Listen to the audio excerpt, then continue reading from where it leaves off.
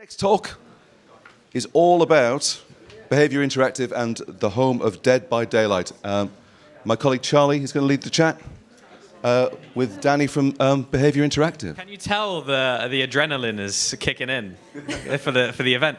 Hi everyone, I'm Charlie and I'm the event content coordinator for Pocket Gamer Connects. I deal with all the scheduling and everything like that, but I'm not important at all in this session. The most important thing, or person rather, is Danny in this session. So Danny is the business partner for Behaviour UK. And she's going to tell us a bit more about, what Behaviour have been up to, their strategy going into 2024, and some more secrets that she would like to share. So, Danny, tell us a bit about yourself and your career in the games industry. Yeah, thanks. So, obviously, originally it was Bob who would be doing this, so I'm stepping in as he's unwell. So poor Bob. Thank you so much. I know he's not too sad. He gets to watch the football tonight because he won't be travelling back anymore. What a shame. But yeah, so I'm Danny. I've been part of the games industry for 4 years. Part of Behaviour now. Before that, I was actually part of Sock Monkey Studios, which was acquired by Behaviour last year, about a year to the day actually. And when I was in that role, I kind of wore quite a few hats. So I kind of did marketing, communications, biz dev, recruitment. I think I did something else. But anyway, my role is now a bit more specialised. So I kind of more focus on talking to universities, talking to campuses, that kind of thing, and just promoting and getting the word out there for Behaviour as well. Is there a little fun fact about yourself that you'd like to share? I'm in the top 200 players worldwide for solitaire. So I'm one of the quickest solitaire players globally. That's my fun fact. Thank you. That might be the funnest fact I've heard, actually. So don't test me on it because it's been a while. I got that a while ago. She will thrash you. Brilliant.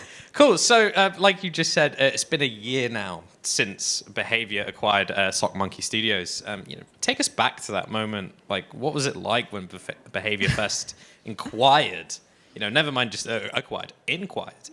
What did you guys know about Behaviour, and what have you discovered about them along the way? Yeah, so back then I was doing quite a bit of biz dev work. So it was really funny. I think 2 years ago at Pocket Gamer Connects, I met with the head of biz dev in Europe from Behaviour, and we were just talking about co-dev work. And then we met again at Brighton, and our CEO at the time wasn't available, didn't manage to get to Brighton. So I was sitting there, and we just won the Best Places to Work award, which was a really great achievement in itself. And I went to the meeting, and I was there before anyone else, and I was a little junior biz dev and didn't have a clue what to say, so I just started waffling about this award that we'd won. And it was really funny, actually, because that turned the conversation from co-dev to, oh, you have a similar culture to us. What if we just bought you? And we laughed it off. We were like, oh, that's just a joke. That's just silly. And then I remember we called Bob and we were like, oh God, I think we've just slipped and fell and sold the studio. We don't know what we've done. So what you're saying is Pocket Gamer's fault? Actually, not fault. Actually, that's the wrong word for it. But it was definitely. It was great to open those sort of connections. But yeah, it was obviously there was a lot of other factors that went into it. But the culture and the fact that we sort of shared that culture was something that really helped. As for what I knew about Behaviour, it was quite funny because. Everyone, we all know Dead by Daylight, that's like their big game. But as I started looking into Behaviour a bit more, I realized they kind of have done everything. They've been around for 30 years, and I remember looking through their Wikipedia page, and I was like, oh my God, there's a game that I'm looking for right now on PlayStation 2 that you can't buy anywhere. It's called Teen Titans. I don't know if anyone's into that show or whatever, but I really wanted the PlayStation 2 game, and I was trying to find it, and then it turned out Behaviour helped make it. So at 11 o'clock at night, I remember messaging the VP of Creative, and I was like, the only way you would have had more of a chokehold on my childhood is if you'd also made The Sims. And he was like, "Oh, Scroll," and they had also worked on The Sims, so they've kind of done everything, and it was quite fun figuring out that a lot of the games that I loved growing up were actually Behaviour collaborated on them. Yeah, so you just mentioned about Teen Titans and the Sims and all that. So yeah, Behaviour is best known for the home of Dead by Daylight, of course, and yeah, we just touched on it there in Teen Titans, and it has a long co-development history with credits like Assassin's Creed, Mortal Kombat, Gears of War, Tony Hawk, massive games. Can you tell us more about this unique business model and Behaviour's recipe for success? Yeah, so I think definitely the way we combine service work with the own IP stuff is sort of the secret to the success, because everyone wants to work on their own game. That's the dream. And we're really proud that we've got Dead by Daylight there. But although Dead by Daylight makes loads of money, I think there's 50 million players worldwide or something like that, the service work can never be understated, because the service work is what gives you the opportunity to reinvest into those original IPs. So I would always say that, and also you get to meet great people, right? So we have done service work with Microsoft, EA, Disney, and those relationships carry on. So we've been able to do some work with great studios, and those studios have then in turn begun to trust us, and it means it's that sort of continuum partnership where they think, who do we want to work with on this project? We'll come to Behaviour because they know we do great work.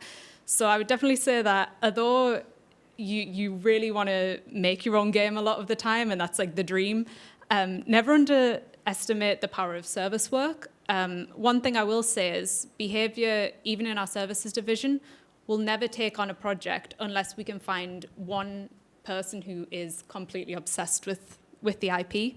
So it can be the best IP in the world, but what we'll do is we'll shout out to see, hey, does anyone love this IP? And if we don't get someone who comes back and is like, yes, I love this, I can offer help on this, then we probably won't do it, because we really don't want to make a game that isn't true to the fans kind of thing. Yeah, I know I've lost many hours to Dead by Daylight. I'm not ashamed to admit it. So Behaviour turned 30 in 2022 and has managed to maintain its independence this entire time. It hasn't been acquired by the likes of Microsoft, Sony, and all these acquisition wars and everything like that. What does that independence mean to you and your team? How does independence translate in practical terms, like leadership, workflow, internal processes, et cetera, et cetera?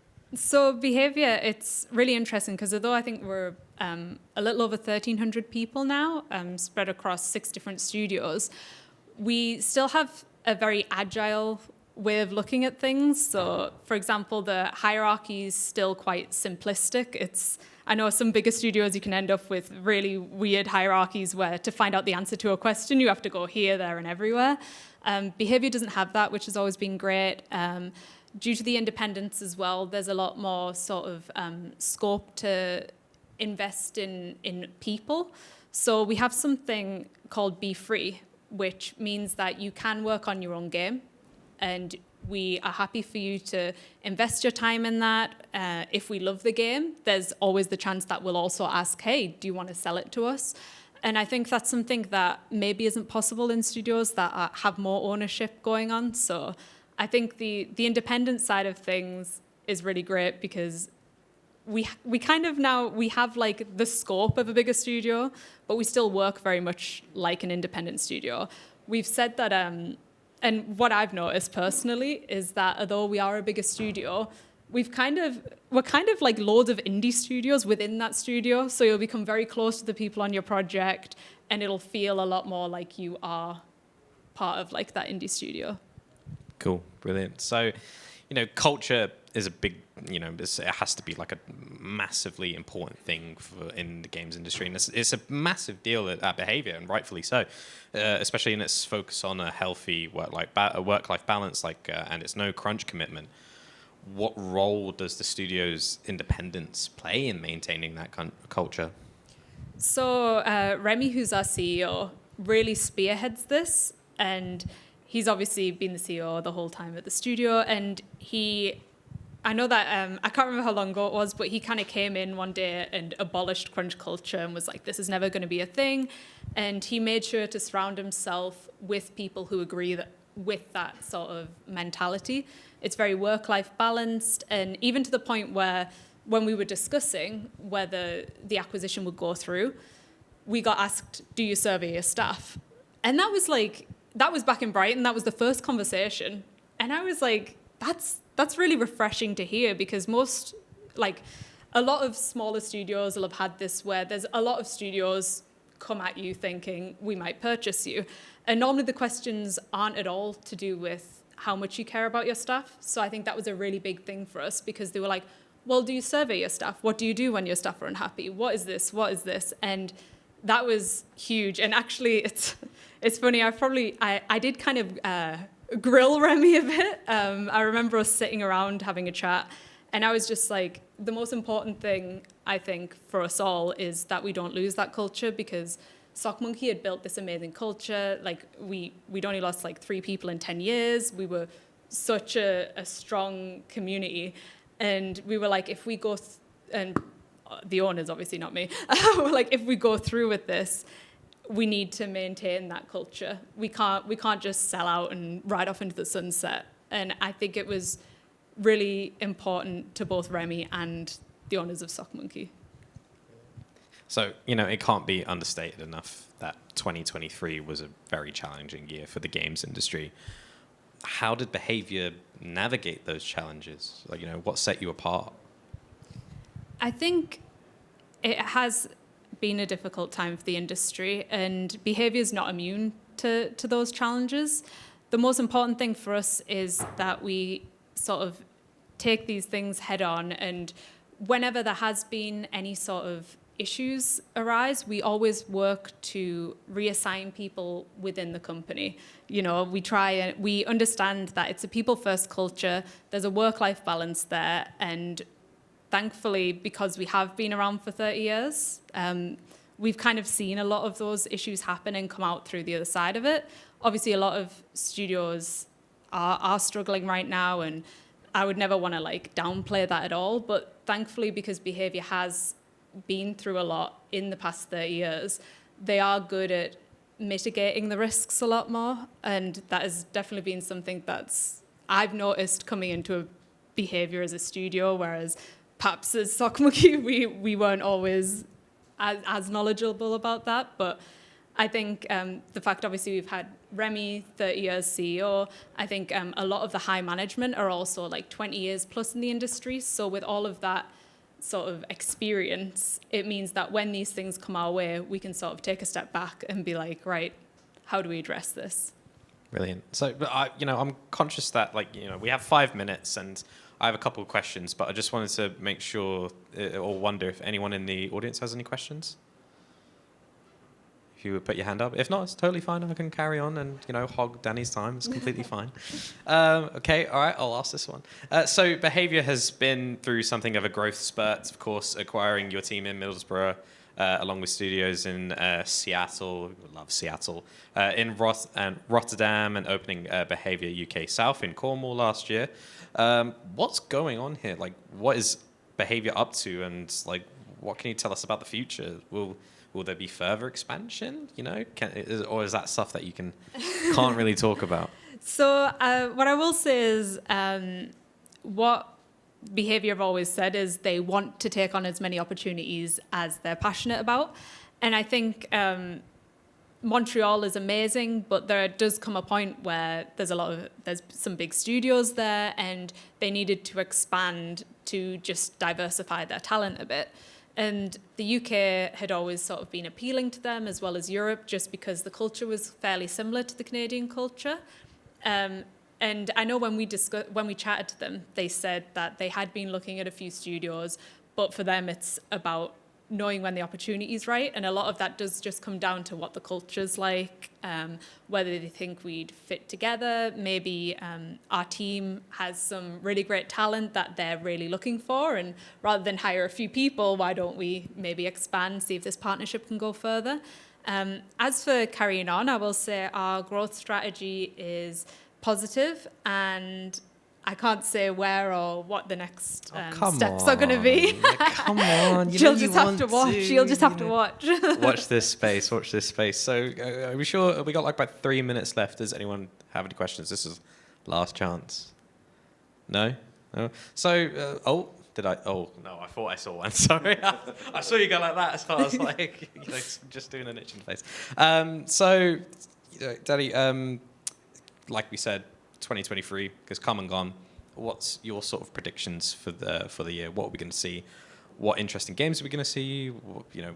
How's the nature of the industry going to change this year? Will we see more of the same, or what do you reckon? What's going to happen? I wouldn't want to say, because I do think that saying anything can just be a bit of a jinx. I will say that I think that there's potential for a lot of indie studios to start making their way out there. This is just my personal opinion, not backed by anything else. I just think that the layoffs are something that is super unfortunate. I feel for anyone who has suffered from those. But I will say to anyone that has, always stay resilient. There are some great studios that have started up from that exact same thing happening to them. And I wouldn't want to go any further than that without breaking any NDAs. Yeah, of course. No, great advice from Danny there. And thoughts go out to everyone affected by layoffs and everything. So, could we get a round of applause for Danny, please? So I'm sure that you'll be able to catch Danny either outside. If you have any questions, you'll be able to find her on LinkedIn or through the Meet to Match platform. If you have any more questions or want to hear more about what Behaviour are doing, please do reach out to her. And enjoy the rest of the conference.